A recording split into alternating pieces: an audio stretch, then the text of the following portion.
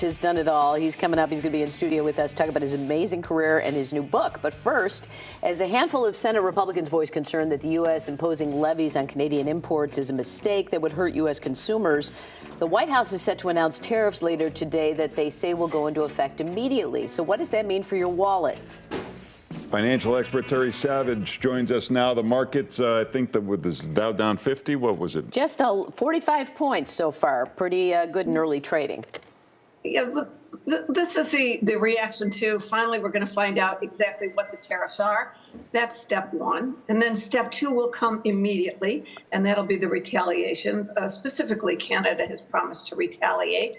And then will come, we will find out what the real impact is, not at 4 o'clock or what the stock market does tomorrow, but over the coming months. I think we've all had enough Econ 101, more than we ever had in college for if you took that course, to say, wait a minute, the tariffs will raise prices perhaps. The tariffs could cause inflation. Will it be just one jolt, or will it rattle through the economy, raising car parts and your auto insurance because car parts become more expensive, et cetera? Will it hit jobs? It'll surely hit the farmers. And because part of it is not just the fact that last time around, we had to subsidize farm losses to the tune of $80 billion. But this time we're going to have those retaliatory tariffs on things like fertilizer, lumber that we need to build homes.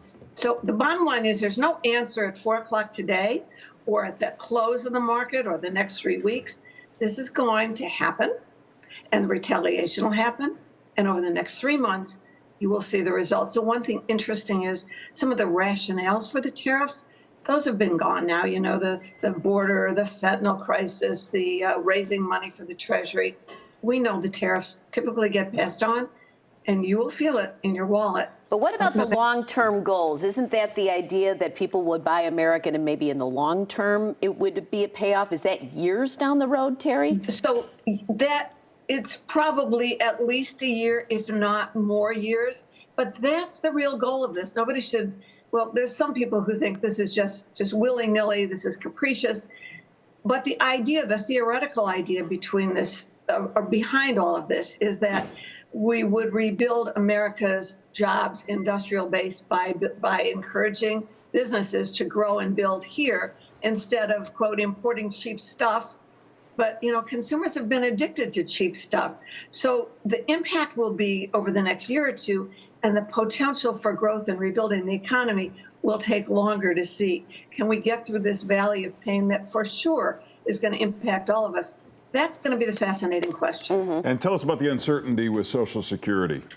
Oh, my goodness. I'm just going to say this. There's been forget the big long-term picture, which we know we have to fix. There have been so many things. You'll have to go to the offices, though there won't be any offices. At terrysavage.com, I just posted a true and false 20-question blog about Social Security. Let me say, number one, if you're receiving Social Security and you don't want to change anything, you do not have to re-register. So many people have asked me that. If you want to change anything, it's going to be a little more difficult. And in that column at terrysavage.com, it says true or false. There are links to how to set up your own My Social Security account. Now, if you already had one of those accounts, there's a whole lot of rumors about this. Yes, you'll have to change your password.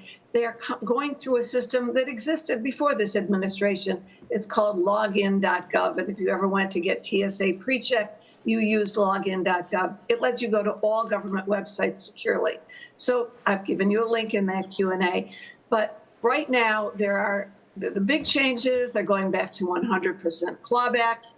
That's very upsetting to people who suddenly find their benefits will stop in April. You can read all about it at terrysavage.com. Okay, let's get to a couple of viewer questions quickly. I bought I-bonds in 2003, never paid tax on the interest and plan to sell now. What should I do? Yeah, you don't pay tax until you do sell. And when you do sell, you will get a 1099 from the government. It'll be, if you have paper bonds, they'll send it to you. But if you're online at Treasury Direct, the year in which they mature, you'll get a 1099. You'll add that to your ordinary income. All right, another question. When I was cleaning out my father's house, I found some old currency, 150s, 20s. If I try to spend them at stores, people look at me like I'm trying to pass off counterfeit money. What do you suggest I do with these bills? Will the bank accept them? Oh, yeah, yay, found money. And unless it's that huge denominator, the paper bills that were much larger from the 20s, I think 1928 was the last of those. All currency in circulation now is still legal tender. They may look funny at the store, the old $100 bills. They don't have the lines through them. They don't have the new paper, but they're spendable. And if you don't like them, take them to your bank, deposit them, and they'll show up as a credit in your checking account. But they're legal tender. All right, Terry, we'll check back in with you, see how things go today. You can go to terrysavage.com to get a bunch of questions answered. Thanks for being with us. Thanks, Terry. Thanks, Robin. I'm Larry. Time now for Around Town. Hey, Anna.